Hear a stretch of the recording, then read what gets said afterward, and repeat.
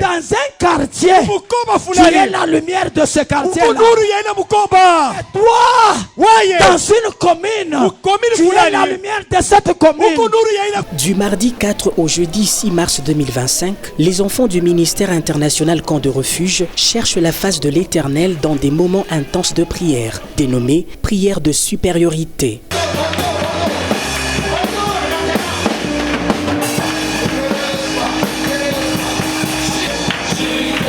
Tous, unis comme un seul homme, sont venus massivement en ce premier jour de prière avec un seul désir, celui de monter et de régner à tous égards.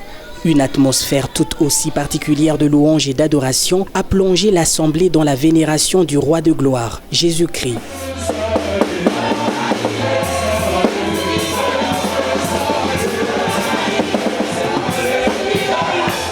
Dans cette ambiance céleste, l'orateur du jour, le pasteur Emmanuel Batouambi, a introduit le thème de ce 3 journées spéciales de prière, à savoir la bénédiction de Moïse sur Ruben, selon Deutéronome chapitre 33, verset 6e.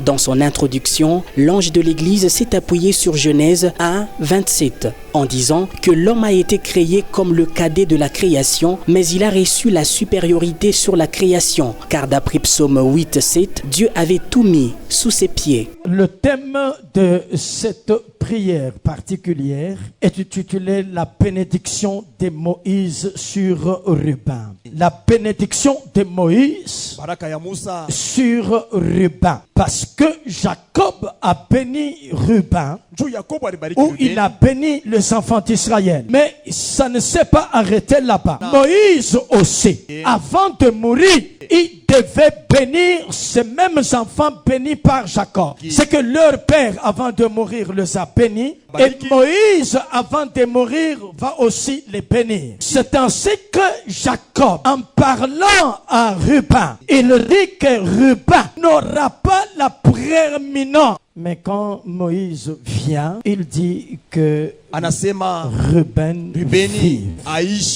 Et ça, c'est extraordinaire. Maintenant, regarde Deutéronome chapitre 33, le verset 6e. La Bible dit que Ruben vive et qu'il ne meure point et que ses hommes soient nombreux. Écoute. Quand Dieu crée l'homme, premièrement, il crée l'homme comme étant le cadet de la création. L'homme est créé comme le cadet de la création. Et l'homme étant créé comme le cadet de la création, il fonctionne comme le Benjamin. Le Benjamin, mais de la création. Parce que le Benjamin, c'est le dernier. C'est que l'homme est créé le dernier. Mais Dieu a commencé avec la lumière. Il a créé les poissons. Il a créé les animaux. Il a créé les arbres.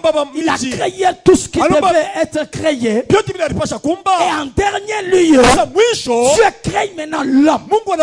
Je suis enchaîné chapitre 1er, le verset 27. La Bible dit Dieu créa l'homme. Il le créa à son image.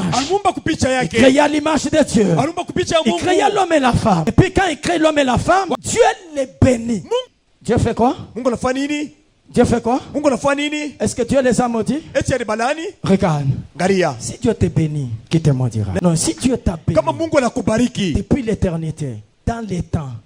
Parce que tous ceux qui vivent dans le temps sont limités par le temps. C'est l'éternité qui n'a ni commencement ni fin. En réalité, ce que nous appelons la vie réussie sur la terre, c'est une vie que nous vivons sur la terre, mais qui ressemble à ce que Dieu avait déclaré dans l'éternité pour toi et pour ta voisine, ton voisin. Les poissons de la mer ont existé avant l'homme. Mais quand l'homme vient, l'homme reçoit la supériorité sur ce qui a existé avant lui. C'est possible. C'est possible que tu reçoives la supériorité sur ce qui a existé avant toi. L'homme est donc appelé à dominer. Poursuivant son enseignement, l'orateur a souligné que Dieu a créé l'homme des peu inférieurs à lui. Ce qui veut dire, après Dieu, c'est bien l'homme. Les plans de Dieu pour la vie sur la terre, c'est que l'homme soit supérieur. Dieu n'a jamais créé l'homme pour qu'il soit inférieur. Jamais. C'est pour cette raison que je prêcherai qu'après Dieu, c'est l'homme. S'inspirant de l'évangile de Matthieu 8, verset 27, l'orateur a signifié que, de même les vents et la mer obéissent à Christ, qui avait exercé sa supériorité sur les deux, l'homme peut aussi exercer la supériorité sur la création, visible et invisible. Matthieu chapitre 8, le verset 27. Regarde ce que la Bible dit. Quand Jésus a arrêté, il a menacé les vents. Regarde ce que les gens disent. Mais il dit, ces hommes furent saisis d'étonnement. Ils disent ceci. Quel est celui-ci? Disait-il, à qui obéissent les vents et la mer? Ah, je comprends. Ça fait deux choses. Les vents et la mer. C'est que les vents, tu ne le vois pas. C'est le monde invisible. La mer, tu vois, c'est l'invisible. Que Jésus exerce ici la supériorité sur l'invisible et sur l'invisible. Les vents, c'est l'esprit. Les vents comme étant l'esprit. L'homme doit exercer la supériorité sur les esprits. Sur les esprits.